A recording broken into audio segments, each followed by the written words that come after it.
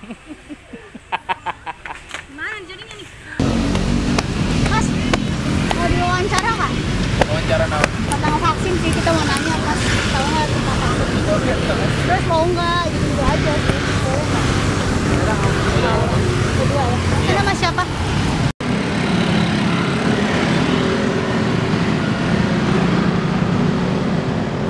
YouTuber bang.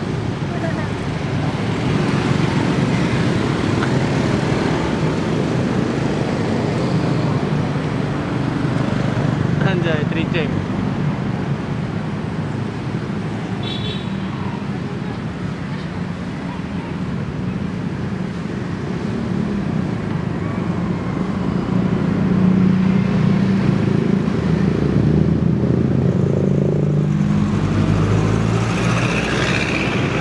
Rek tapas. Tahu dong. Udah. Di mau pernah lihat? Iya biarin. Biarin. Oke. Jadi bikin di sini. Buruk. Ayo.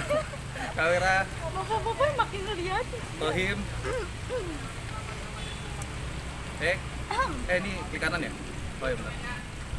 Oke, Cici, Loro, Telu, Action.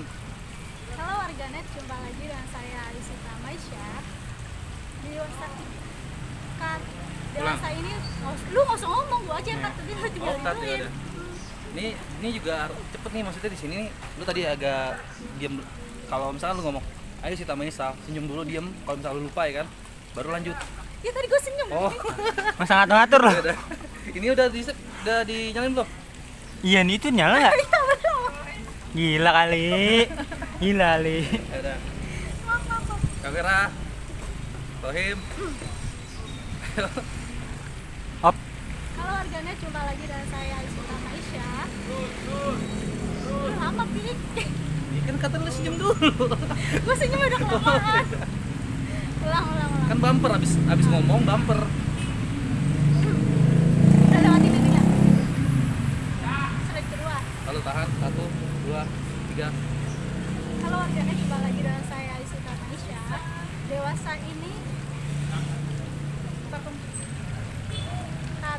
Dewasa ini perkembangan teknologi semakin meningkat, ditandai dengan derasnya penggunaan internet di seluruh dunia, termasuk Indonesia. Menurut laporan digital 2020 yang dilansir Triar Sosial dan Hotsuite, pengguna internet di seluruh dunia telah mencapai angka 4, miliar. Rohim, nih Rohim pencet dah. Ini Rohim pencet dah. Gue ini dah. Mama adalah Ega nggak nyanyi apa-apa, anak sekolah. Mama Dede. Dia nyanyi, cuman nggak pas sama musiknya. Dede gimana? Kapan? Mama Dede. Kapan? Yang waktu itu yang ke Cina, Enggak. Emang iya? yang gue diajak. Yang ada Dika juga nggak sih? Kita di foto nih. Kira kita gue di foto, gue udah gaya. Akhir-akhir ini kasus kekerasan seksual menjadi handalan lini masa. Dari kasus Gilang Bungkus di Surabaya, predator anak WNA yang akhirnya bunuh diri di dalam selnya, sampai kekerasan seksual yang dilakukan oleh pemuka agama. Mari berdiskusi dan berbagi sudut pandang. Di Opini Atap Rumah, mari bersuara.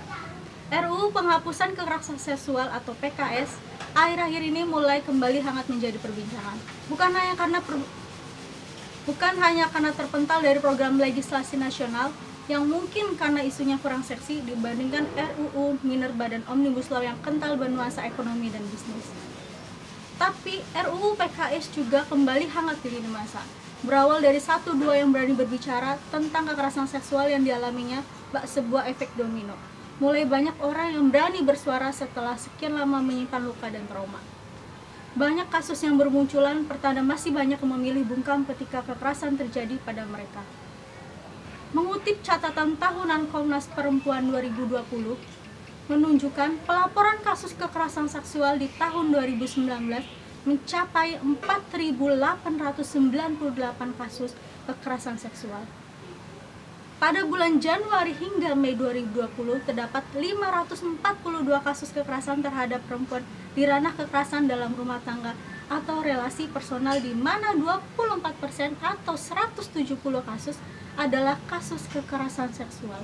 Sementara pada ranah komunitas jumlah kasus kekerasan terhadap perempuan mencapai 200 226 kasus dan 89% dari total kasus atau 203 kasus adalah kasus kekerasan seksual.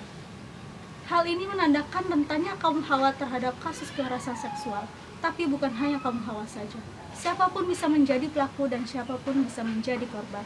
Tidak menutup kemungkinan kita juga orang terdekat kita. Terpentalnya RUU PKS dari Program Legislasi Nasional 2020 mengisyaratkan seakan-akan pemerintah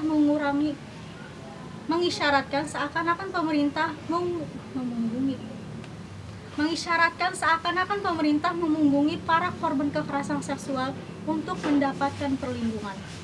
Dikutip dari kanal berita CNN Indonesia, melihat kondisi tersebut, Sekretaris Jenderal Kaukus Perempuan Parlemen Republik Indonesia atau KPPRI, Luluk Nur Hamidah menilai, sudah tidak ada alasan bagi DPR untuk menunda pengesahan rancangan Undang-Undang Penghapusan Kekerasan Seksual atau RUU PKS.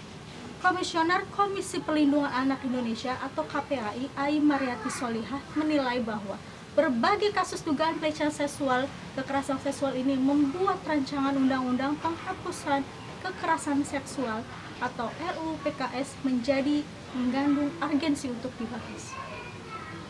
Tapi apa daya, palu sudah diketuk, lobby-lobby sudah terjadi. 50 RUU yang akan digarap sudah dipilih tanpa adanya RUU PKS yang terlihat urgensi. Sampai kapan korban menaruh harap pada Bapak Dewan? Sekedar meminta perlindungan saja dirasa abai. Sudah menyimpan luka dan trauma, kini para korban ditambah sakit hati pula, menunggu Bapak Dewan menyempatkan waktunya untuk mengesahkan RUU yang melindungi kita dari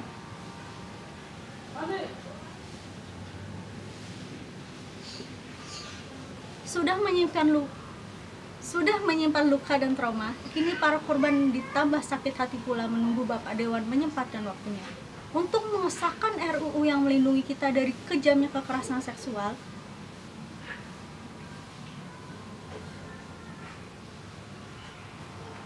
Ini hanya sudut pandang, bukan bertujuan menyudutkan, tapi sekedar alarm penggiat bahwa kita masih peduli dengan negeri ini.